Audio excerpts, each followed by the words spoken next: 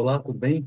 Aqui é o Richard. Estou aqui para falar um pouco mais com vocês sobre SRS Cloud. Hoje eu quero conversar um pouco sobre problemas que aparecem na sua empresa no momento em que você escolhe adotar uma tecnologia de RPA e que é solucionado pelo SRS Cloud. Um problema que acontece na área de negócio quando você automatiza uma tarefa é que geralmente essa tarefa vai rodar em uma máquina distante de você. Então, você acaba não tendo controle e muito acesso do que está acontecendo nessa tarefa, que é responsabilidade da sua área, é garantir que ela esteja tudo ok. Com o SRS Cloud, eu vou compartilhar a tela aqui com vocês, vocês conseguem ter acesso a todo o funcionamento dessa tarefa. Então, você vem até a parte de workflows e você consegue ver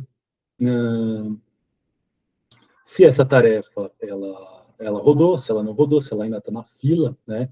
E que geralmente esse tipo de informação é o que é compartilhado pelas licenças e pelas tecnologias de RPA tradicional e também pela área de TI.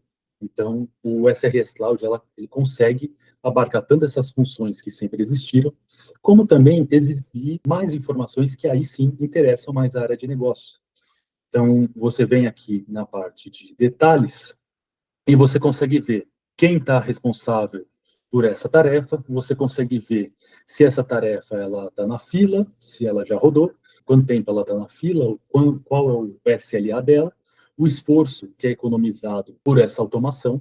Tudo isso é compartilhado para a área de negócio, né, que são informações que interessam a ela. Um outro ponto que eu ia comentar era com relação às sazonalidades e à priorização de tarefas que tem no SRS Cloud. Então, você consegue tanto priorizar uma determinada tarefa, então você consegue jogar essa função que ela seja feita primeiro, você consegue tirar, né, você consegue despriorizar ela, ou então você consegue tirar ela do caminho das outras tarefas, né? Ou então recolocar, né, se no caso você quer que ela seja realizada agora, tudo isso controlado dentro da nossa plataforma. Por que isso é importante para a área de negócio? É porque na nossa área, geralmente acontecem sazonalidades. Por exemplo, na área comercial, um período em que há mais demanda do nosso produto.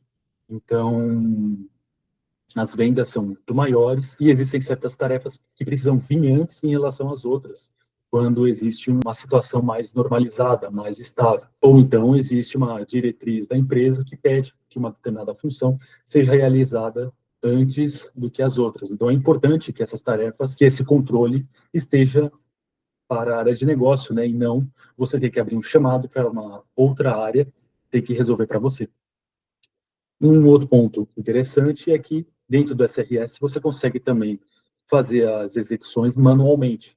Então, você consegue vir aqui na barra de executar, você executa essa tarefa primeiro do que todas as outras. Se você tiver um controle ali mais manual. Um outro ponto que eu queria comentar com vocês é a questão de parâmetros. Geralmente, quando você tem um problema relacionado a uma tarefa, você costumava ir até esse arquivo que você precisa alterar e você alterado, isso pode dar problema no robô, né? Enquanto você está editando uma planilha Excel e esse robô está programado para executar essa mesma planilha Excel, isso pode dar interferência no robô, você pode alterar certos campos que você o prejudica. Mas dentro aqui do SRS, você vai na parte de workflows, você vem em tarefas, e dentro aqui de tarefas existe uma parte falando sobre parâmetros, em que você consegue alterar esses parâmetros para que eles funcionem da maneira como você deseja, da maneira que agora você quer que esse robô realize essa tarefa. E, por fim, eu gostaria de comentar um pouco também sobre a parte de segurança, porque sempre foi uma preocupação dos nossos clientes que possuem uma segurança da informação muito rígida e que, se esses dados por um acaso vazarem, pode gerar um problema muito grande para o negócio deles, tanto juridicamente quanto confiabilidade deles para os clientes. Então, o SRS ele foi construído muito com essa preocupação.